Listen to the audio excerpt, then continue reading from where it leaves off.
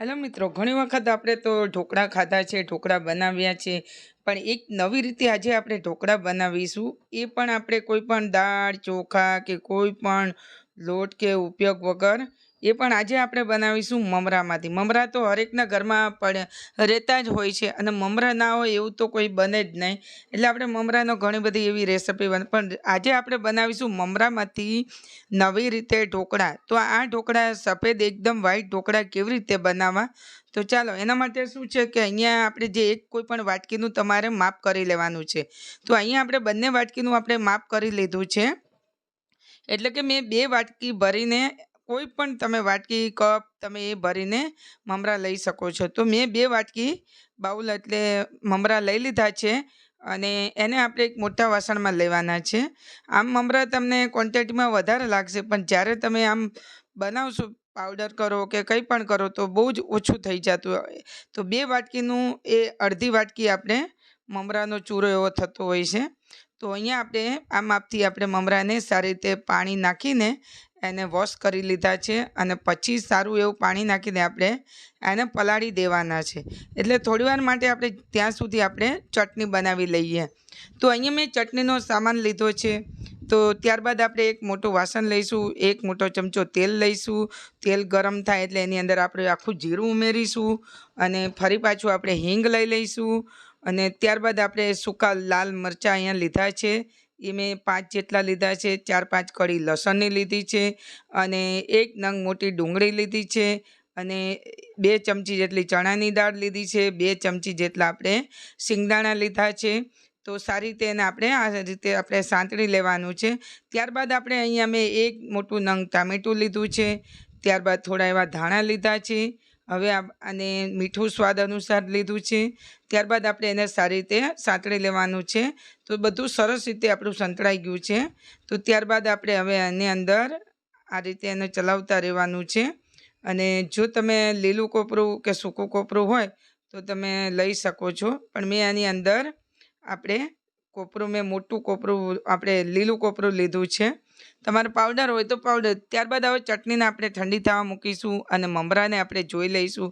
સરસ રીતે આપણા મમરા પલળી ગયા છે, અને હવે એને આપણે આ રીતે કોઈ કાણાવાળા વાસણમાં એને ગાળી લઈશું આવી રીતે.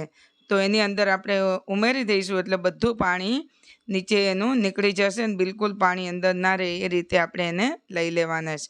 તો અહીંયા આપણે સરસ પાણી બધું નીકળી ગયું છે, અને સારી રીતે મમરાને હવે આપણે એક મિક્સર જાર લઈ લઈશું મોટું, અને એને એકદમ સ્મૂથ એટલે કે આપણે એને પીસી લેવાનું છે.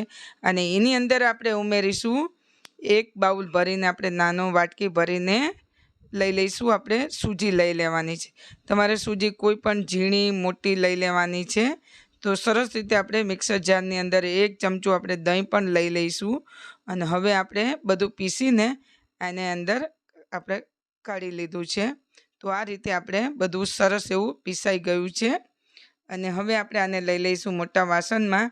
એની અંદર મીઠું અંદર ઉમેરી દીધું છે, અને એને લગાતાર આપણે એને ચલાવતા રહેવાનું છે. આ રીતે એકદમ સ્મૂથ બેટર તમારે એનું પીસી તો છે ને, એકદમ આપણે કોઈ પણ આથો લાવવાની ઝંઝટ વગર, કે કોઈ પણ દાળ ચોખા પીસવા કે પલાળવા.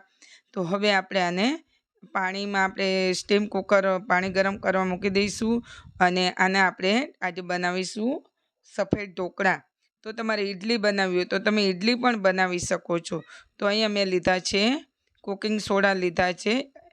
તો હવે આપણે તમે ઈનો લઈ શકો છો, કુકિંગ સોડા. તો હવે થોડું પાણી આપણે ફર્મેનેટ કરવા મૂકીશું, અને એને લગાતાર આપણે એક જ ડાયરેક્શનમાં એને ચલાવી લઈશું.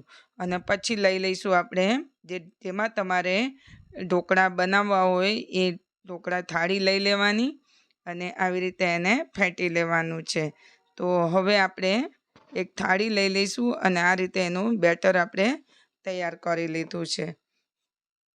તો સરસ રીતે આ રીતે બનાવો મમરાના માંથી ઢોકળા સફેદ. ખાવાના તો સરસ, તમે રેગ્યુલર ઢોકળા પણ તમે ભૂલી જાઓ તેવા. તો હવે એક વાસણની અંદર આપણે લઈ લઈશું, અને ત્યારબાદ આપણું પાણી પણ સરસ એવું ગરમ થઈ ગયું છે, અને હવે એની અંદર થાળી મૂકી દઈશું.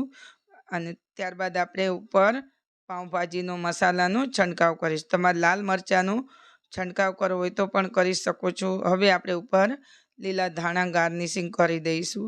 ત્યારબાદ હવે એને આપણે 5-10 મિનિટ માટે એને સ્ટીમ કરવા મૂકીશું. હવે આપણા ઢોકળા સ્ટીમ થઈ ગયા છે, ખોલીને ચેક કરી લઈશું.